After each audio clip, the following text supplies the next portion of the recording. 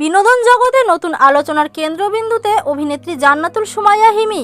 পর্দার মিষ্টি মেয়েটি হঠাৎ কেন খলনায়িকা? হাসনাত আব্দুল্লাহ মন্তব্যে উঠেছে তোলপাড়। আপনারা কি খেয়াল করেছেন তার পোশাক নির্বাচন নিয়ে সমাজে একটা অংশের আপত্তি?